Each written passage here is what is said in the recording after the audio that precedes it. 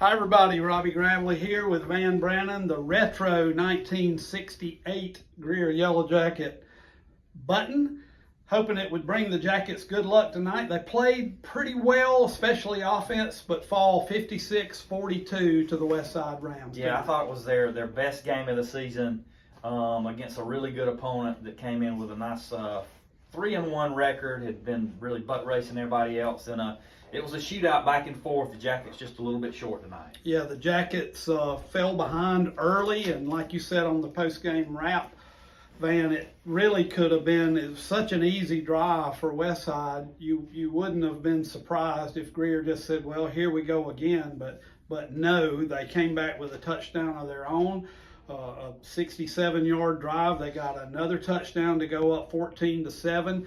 Eventually took a 28-27 lead into the locker room, and this was against a team that, if Vegas put out high school point spreads, they would have been a 20-point favorite coming in. Yeah, a great game, especially in that first half offensively for the Yellow Jackets. They were able to go up and down the field, mainly on the ground. But Chris Hall, you can tell he's just getting better and better with the more reps he gets in game-like atmospheres like he did tonight. You can tell he's starting to become a true quarterback, not just a kid back there that they're going to snap it to and let him run. A couple times you saw him, he slid one time, he stepped out of bounds to kind of protect himself, and several times he started scrambling and he kept his eyes downfield and found some guys. So Chris Hall is really emerging as a true quarterback, and that's going to really bolster well for the Jackets offensively moving into this conference play next week. Yeah, if the Jackets missed their chance to win, Van, it was probably in the third quarter. They had good field position a couple of times, moved it into good field position, unable to capitalize and get any points. Westside, the only score in the third quarter. Now, the two teams went back at it in the fourth quarter, getting 3 and 2 touchdowns apiece. But Jackets really had a chance there in the third quarter to extend a lead. Yeah, as you said, they took that 1-point lead into halftime. We got it to start the third quarter, not able to do anything with it. And then it was kind of back and forth a little bit.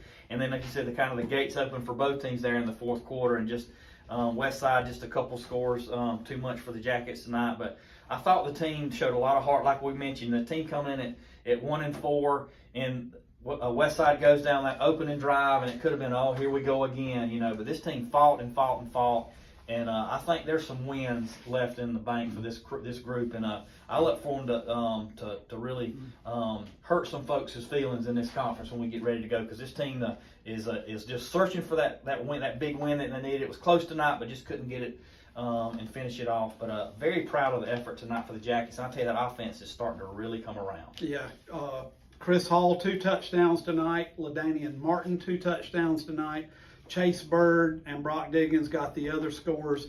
Chase Bird with a terrific touchdown catch. Heck, we didn't even know he had the ball on his touchdown. We're saying caught, interception, incomplete, and Bird just flips it up to the ref. Touchdown, Yellow Jackets. He later had an 87-yard kick return that got the Jackets in position for another score. So Chase Bird is our Sims and Carr player of the game on this Friday night. Yeah, and Chase, it's good to have him back healthy, and I tell you, that's really going to make this offense go between the emergence of Chris Hall at quarterback, LaDainian Martin continuing to get better and better and healthier, and now Chase Bird getting close to 100%. Those 3 guys can really make some plays to go along with Diggins, who had the big touchdown, and some of those other receivers. But what about the offensive line? I mean, when you're able to run the football like we were tonight, you got to give a tip of hat also to that offensive line. Absolutely. Greer will be on the road next Friday night at Lawrence, first game of the Peach Blossom region. Lawrence fell tonight. Always a tough team. They've got new life as well as the Jackets come to town. Peach Blossom region play begins next Friday night. And man, we say it every year, this stretch of the season is how you make the postseason. It's the most important games coming up, these conference games.